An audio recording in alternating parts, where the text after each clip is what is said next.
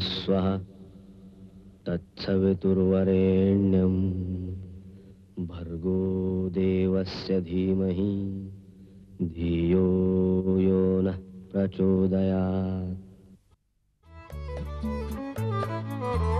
सुख आणिक दुःख यांना सांधते आहे,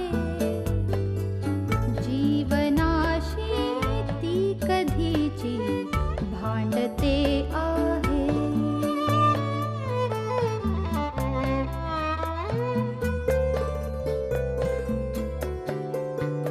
दोन डोळ्यांनी मुक्याने बोलताना ती वेगळे काहीतरी बघ सांगते आहे।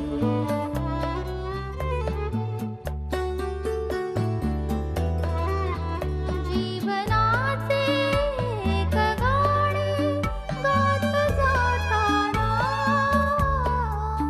वेगळीशी चाल त्याची बांधते आहे। जीवनासाठी जणू ही अकस्मिता,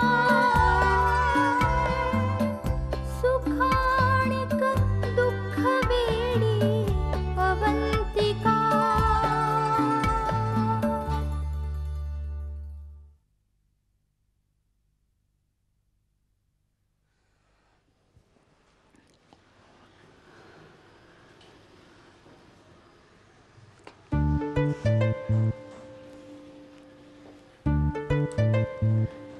चला इथपर्यंत तरी सगळं नीट झालं. हो, मला हे सॉलिड टेन्शन होतं. म्हटलं तुझा नवरा तुला इथे राहून देतोय का नाही आता. खरंच यु नो व्हॉट, मी इथे आले हे फारसं कोणाला आवडलेलं नाहीये. पण आता उद्यापासून माझी सत्व परीक्षा सुरू होणार आहे.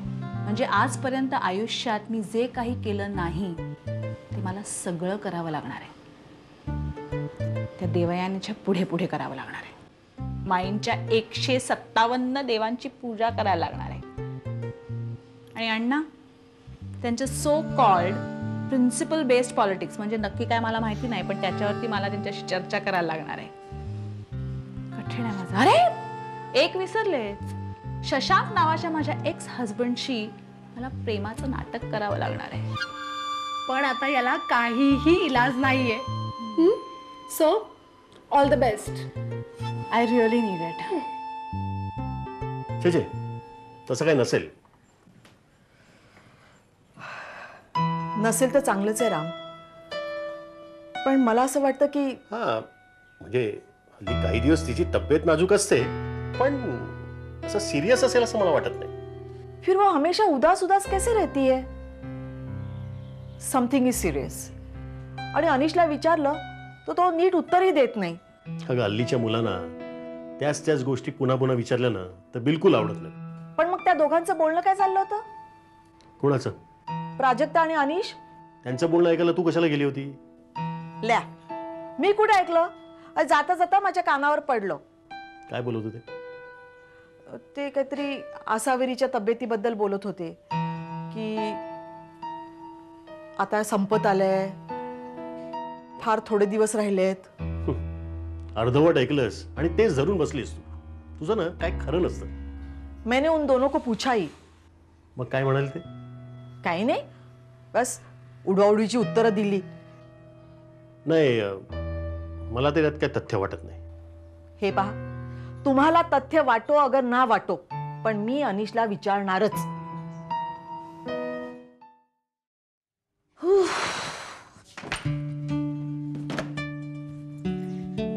आई, बाबा, मी तुम्हाला एक गुड न्यूज देणार आहे. अरे वा, काय? खरं म्हणजे तुम्ही तुमच्या सुनेला शाबासकी दिली पाहिजे. दिली. दीक्षित फॅमिलीचं नाव ती रोशन करणार. अरे बाप रे. पण काय गुड न्यूज ती तरी सांग. अहो, या वर्षीच्या बेस्ट सपोर्टिंग ऍक्ट्रेस साठी माझं नाव नॉमिनेट झालंय. काय सांगतेस काय? हो ना, म्हणजे डिसिजन फायनल व्हायचंय तसं, ही बड़ी पक्की खबर आहे. अरे वा वा वा, कंग्रॅट्स कंग्रॅट्स. मला प्राइज मिळालंच पाहिजे ना. पण बाबा, ए बाई, प्राइज मिळो ना मिळो, नॉमिनेशन झालंय की थोडी गोष्ट नाहीये. हो ना. शिवाय तुम्हाला माहितीये का समीरला पण बेस्ट ऍक्टरचं नॉमिनेशन मिळालंय. हो का? Good good. मला असं झालंय कधी एकदाच सलीलला सांगते. कुठे आहे तो? आहे ना, आहे. मी आले सलील सलील सलील मी तुला गुड न्यूज देणार आहे. सॉलिड खुश होशील.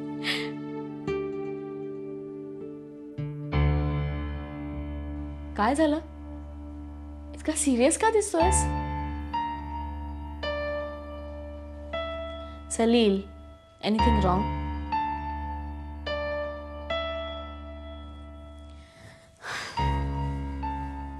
सलील, मी आज उशीर आले म्हणून तू चिडला असेल तर सॉरी, खरंच सॉरी. पण गुड न्यूज ऐकलंस ना की तुझा सगळा राग पळून जाईल. खरंच तू खुश होशील. काय झालं?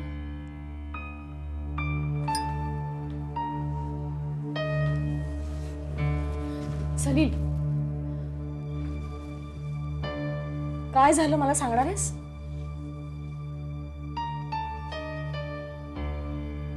गोव्याच्या दौऱ्यावरनं परत येताना तू मागे थांबली होतीस.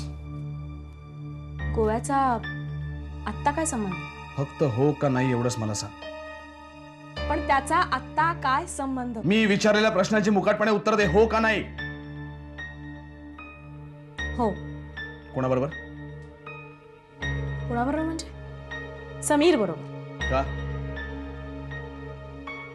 अच्छा, म्हणजे तू उलट तपासणी करतेस. मग ऐक, गोव्याचा एक प्रोड्युसर आहे, त्याला भेटायचं होतं. तो आम्हाला एका पिक्चर मध्ये कास्ट करणार होता म्हणून. अच्छा, म्हणजे त्या दिवसभरात भेटता आलं नाही. प्रयोग होता त्या दिवशी. तो गोव्यात नव्हता, तो मुंबईत होता. दुसऱ्या दिवशी सकाळी येणार होता तो. पण तू तुला इथे पुण्याला येऊन भेटू शकला असता. अरे आम्ही सुद्धा आणायचा गोव्यातच होतो ना, म्हणून भेटणार होतो त्याला. पण 4-5 दिवस लेट झाल्याने काय फरक पडला असता? अरे आम्ही गोव्यातच होतो, पुन्हा एवढा लांब जाणं शक्य झालं नसतं म्हणून एक दिवस थांबलो त्याला भेटायला. काय फरक पडला? तुला खरंच प्रोड्युसरला भेटायचं होतं का समीर बरोबर राहायचं होतं? बस, अति बोलतोय जरा. मी अति बोलतोय आणि तू केल्यास ते अति नाहीये. खरं म्हणजे नाटकाचे दौरे बिरो सगळे थेर आहेत.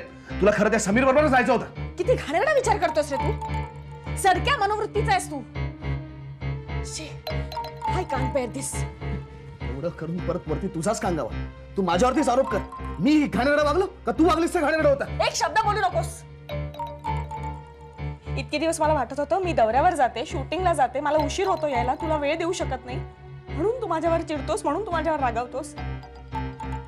पण तू इतका घाणेरडा विचार माझ्याबद्दल करत असशील असं स्वप्नातही वाटलं नव्हतं मला.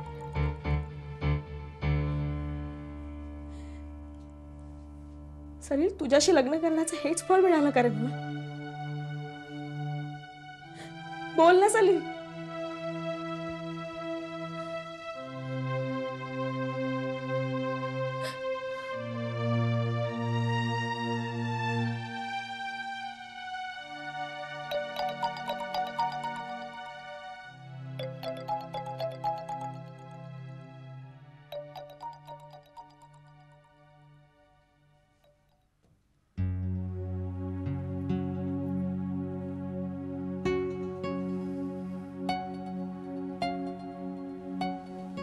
अनिश, हा बेटा आसावरीची तब्येत कशी आहे? ठीक आहे की. तिला काय झालंय? नक्की? हो. असं काय करतेस तू? आणि मी तुला नसतं का सांगितलं? ठीक आहे बेटा, तुला जर का तुझ्या प्रॉब्लेम्स मध्ये आम्हाला इन्व्हॉल्व करून घ्यायचं नसेल तर माझं काही म्हणणं नाहीये. तसं नाही मम्मा. तुला का असं वाटतंय? अरे असं काय? मी तुझी आई आहे. तुझ्या चेहऱ्यावरून मला सगळं काय समजतंय. सांग ना. मम्मा, लपवण्यासारखं काहीच नाही. पण मला उगाच तुम्हाला दुःखात टाकायचं नव्हतं. म्हणजे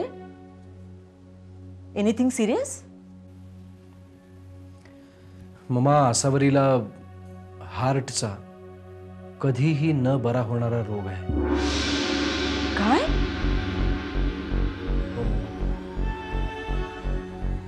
तिच्याकडे खूप कमी दिवस उरले आहेत. माय गॉड, अनिश तू काय बोलतोयस? तुला कळतंय का? मी खरं तेच सांगतोय मम्मा. आणि हे कधी झालं तिला? तिला तिला लग्ना आधीपासूनच हा त्रास आहे. मग तिने लग्नाआधी तुला सांगितलं नाहीये? तिला तरी कुठे माहित होतं. आणि तरी सुद्धा तू तिच्याशी लग्न केलंस? हो. अनिश, तू हे बरोबर केलेलं नाहीयेस. अरे हा अविचारीपणा आहे.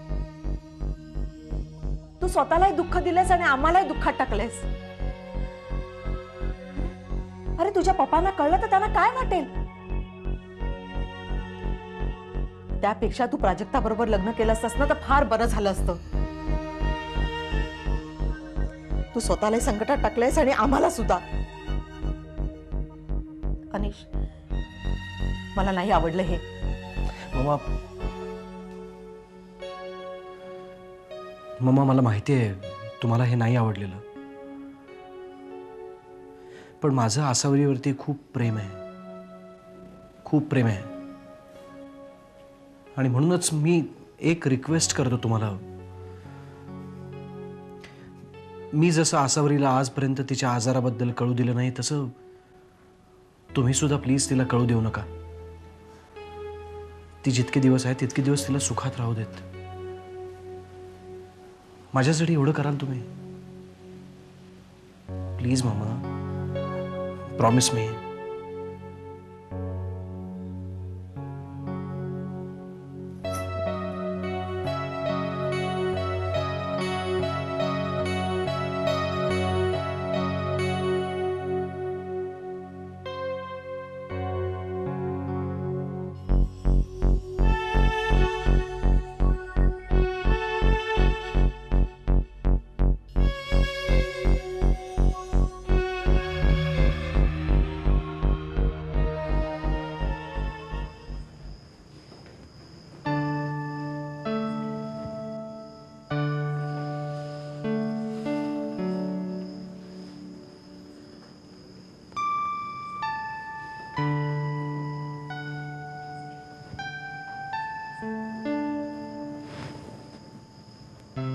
दादा,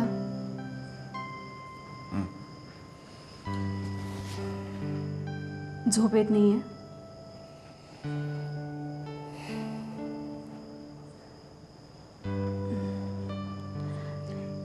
आणि तू काय करत होतीस? काही नाही, वाचत बसले होते. दादा एक विचारू? रिचा खरंच इथे राहायला येणार आहे?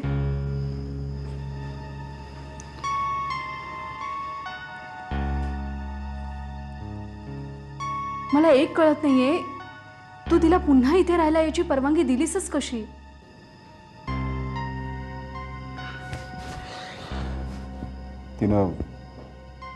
तिनं रिक्वेस्ट केली म्हणून. आणि तू ती मान्य केलीस असंच ना?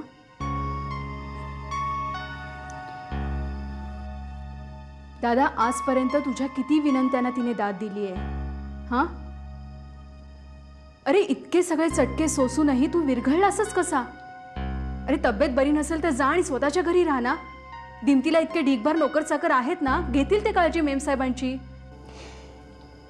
हे बघ देवी, I don't want to lose my child.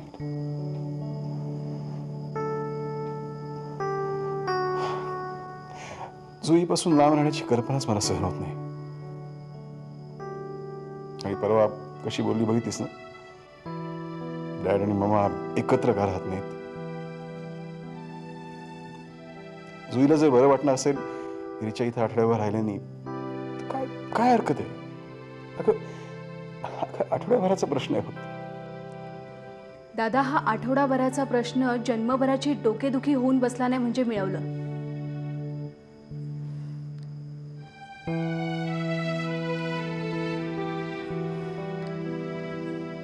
आणखीन एक सांगायचं होतं दादा, जुईच्या संदर्भात तुला काहीतरी निर्णय घ्यावाच लागेल. आणि तो निर्णय जितका लवकरात लवकर घेशील तितकंच बरं.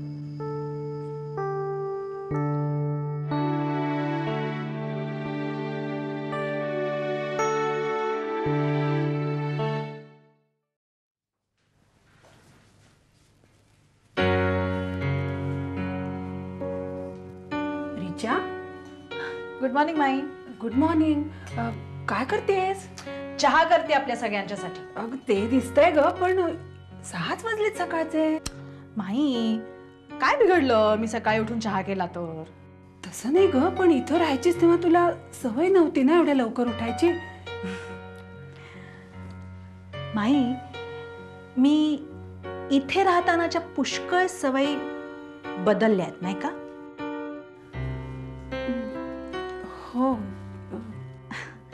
आणि काय माई, मी चहा केला तर काय बिघडलं? काही हरकत नाहीये नाही का? तसं नाही ग, पण तुझी तब्येत बरी नाही ना म्हणून. I am absolutely fine. I am absolutely fresh. मला रात्रभर खूप छान झोप लागली होती. आणि माई, आपल्या माणसांच्यात आल्यावर एकदम रिलॅक्स व्हायला होतं. अगदी खरं सांगते मी तुम्हाला.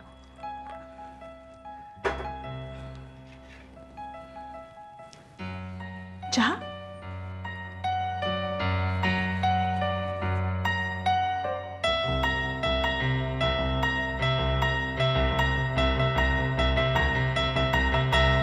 रीमा, तुझं सगळं म्हणणं जरी खरं असलं ना तरी लोक चर्चा करतील असं आपण का वागावं? आई, लोकांना कुठलंही कारण पुरतं चर्चा करायला. आपण कशाला लक्ष द्यायचं? बोलू देत. बोलतील आणि गप्प बसतील. समीरच्या बाबतीत नाही का तेच घडतंय? कितीतरी मुलींबरोबर त्याचं नातं जोडलं जातं, पण काही उपयोग आहे का? काही शेवटी काय झालं का त्याचं? गप्पा बस ग. पुरुषांची गोष्ट वेगळी असते. कित्येक मुलींबरोबर आपलं नाव जोडलं जातं याचं कित्येक जण टेंभाही मिरवतात. बायकांचं तसं नसतं ग. त्यांचं आयुष्य उद्ध्वस्त होऊ शकतं. मला एक सांग, कामाव्यतिरिक्त त्याच्याशी बोलणं टाळलं तर काही बिघडणार आहे का? आई, हो तो खरंच खूप चांगला आहे आणि माझा खूप जवळचा मित्र झालाय तो आता. त्याच्या कितीतरी पर्सनल गोष्टी तो माझ्याबरोबर शेअर करतो. म्हणूनच म्हणते, पर्सनल गोष्टी स्पॉइल होण्याच्या अगोदर त्या शेअर करणं बंद कर. हे बघ, आमचा तुझ्यावर पूर्ण विश्वास आहे, पण जगाचं तोंड कोण बंद करणार? हो आई, तसं काही नसताना नुसतं लोक चर्चा करतात म्हणून मी माझी मैत्री तोडायची?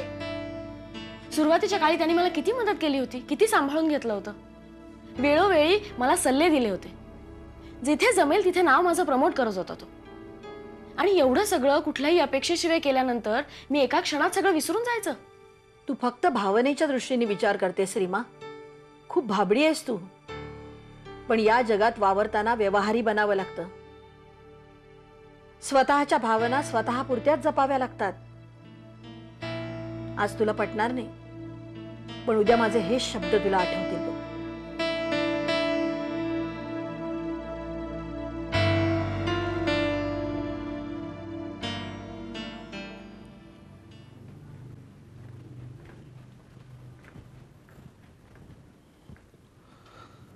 तुम्ही मला बोलवलं बाबा? काय झालं? मला बाहेर जायचं, लवकर सांगा. हल्ली परत चिडचिड वाढली आहे तुझी सलील. त्यासाठीच बोलवलं होतं. बस जरा. चिडचिड हा काय बोलायचा विषय आहे का बाबा?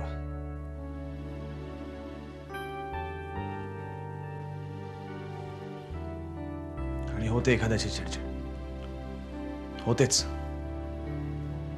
पण तुम्ही समजता तसं काही नाहीये. चला, मी निघतो. रीमाशी भांडणं वाढली आहेत तुझी? काय चाललंय घरात, सांगशील मला? काही नाही. घरातला एक वडीलधारा म्हणून विचारतोय. निदान तेवढा तरी हक्क आहे ना मला अजून? आणि आई वडिलांसमोर कसला आलाय पर्सनल? काय झालं?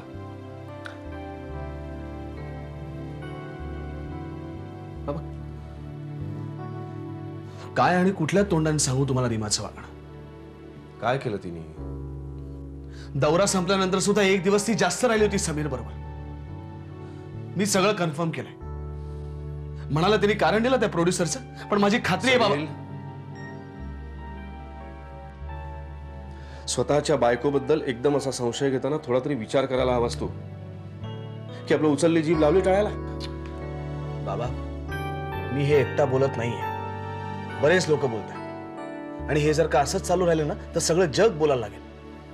काय करू मी? अविचाराने कुठलीही गोष्ट करू नकोस. हे बघ, माझा रीमावर पूर्ण विश्वास आहे. आणि मला एक सांग सलील, भांडणाने कधी प्रश्न सुटतात का रे? आणि त्यातून हा किती नाजूक विषय आहे. अरे, आयुष्य उधळलं जाईल अशाने. बघ, तिला समजून सांगण्याची गरज आहे, विश्वासात घेण्याची गरज आहे. अरे मग एवढी वेळ येईपर्यंत वागायचं कशाला असं? आणि ती काय लहान आहे आता प्रत्येक गोष्ट समजून सांगाल? स्वतःचं प्रोफेशन कसं सांभाळावं हे कळू नये तिला? मग वाटणारच ना खरं आहे ते. तूही लहान नाहीयेस ना. आजपर्यंत या घराने तुला बरेचदा समजावून सांगितलंय, समजावून घेतलंय. हे बघ, माझी खात्री आहे रीमा असं काहीही करणार नाही ज्यामुळे आपल्याला मान खाली घालावी लागेल. फक्त तू तिच्याशी बोलला पाहिजेस, तिला समजून घेतलं पाहिजेस. ओके?